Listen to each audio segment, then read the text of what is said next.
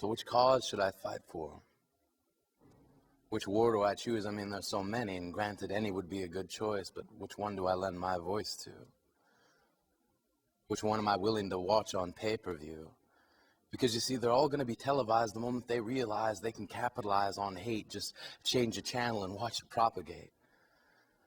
We could watch propaganda and a half-truth step into a phone booth and step out a lie, and we're just left with the question, why are we doing this? We treat the world the same way frat boys treat beers. We treat each other the same way Mike Tyson treats ears. We treat our fears like they rested on the tip of Pinocchio's nose, and we sit watching while it grows and grows, shows the life we chose. And I'm sorry, but I don't have enough toes to count all the little piggies who hide behind pointy white masks and sip from flasks of Sikh while putting skin color on trial. Trying to defile a million-mile history, it's a mystery to me to see men hanging from branches of a world's family tree, and maybe they failed to realize that we're all just separate dreams, growing into one another. And that maybe the mouth of a lover can kiss the hurt away and not say anything while we sing ourselves back into each other. Like lullabies, making our eyes clamp shut like bear traps around the ankles of sweet dreams. Maybe we're old variations on new themes.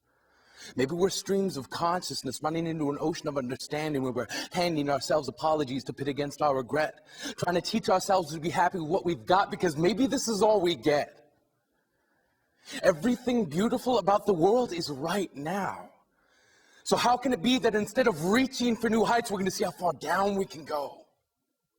How low we can sink before we're forced to throw up a chain link fence to keep us in and common sense out?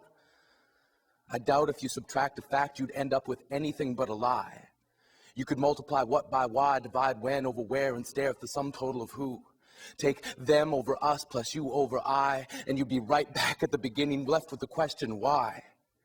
And it's too easy to pick up a brick. And I know sometimes a brick can feel as thick as a choice. A brick can sound like a voice, but an eye for an eye makes the whole world go blind. And I find it impossible to say you're sorry if your only language is bang! Because they say people are getting better. People are okay. You see, everything can be narrowed down into the truth behind it. You just got to know where to look. You got to know where to find it. They say they built a pawn shop right on the spot where the devil fell because even when you're broke, you still got something you can sell. Hell, the guy up on the podium says he sells truth. But you can smell the politics on his breath. He's been doing too many shots of taxes and death. There's a guy on my street corner who says he sells freedom. He'll even give me the needles if I'm broke, if I need them. But you see, I know what I'm missing, so I ain't got to try because freedom ain't freedom if you got to buy it. But I have no grand plan for the great escape. Because even though I have a pretty decent cape in my closet, when I rip open my shirt, there's no S on my chest. I'm no Superman. No adopted bulletproof savior of the earth. I'm just like everyone else. I have to be slapped on the ass at birth, but for what it's worth, I'm more like Clark Kent, a journalist of the humanities that tells it like it is. And right now I'm telling you, we live in a world where Darth Vader reminds us, this is CNN. But even Darth Vader stuttered when we heard about those kids who turned their school into a shooting range and the whole world sat by like a baby in a shitty diaper crying out for change.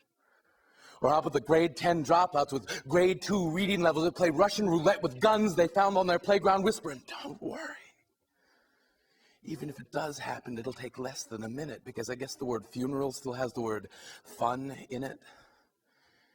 And in order to reassure ourselves, we listen to people because people say people are getting better. People are okay. But if you look outside your window, the children aren't playing marbles or jacks. They're vengefully stepping on cracks to break their mothers' backs when they can't have their way. Sure, people are getting better. People are okay. And we send our children running towards the future as if the future is going to be the place to be, and all we can see is the hope bleed out of their eyes as they look up to watch the airlines plummet from the skies and they run past a young girl in a small cubbyhole of corroding cement because she doesn't run anymore. See, she's already dropped out of the race. And in case you couldn't tell, just by looking at the lesions on her face, she hangs a cardboard sign around her neck that reads, I have AIDS. Please leave me alone. And the kids pump more quarters into the phone than cry into the flat line of the dial tone where mom and dad say, no, you can't come home. And they say people are getting better. People are okay.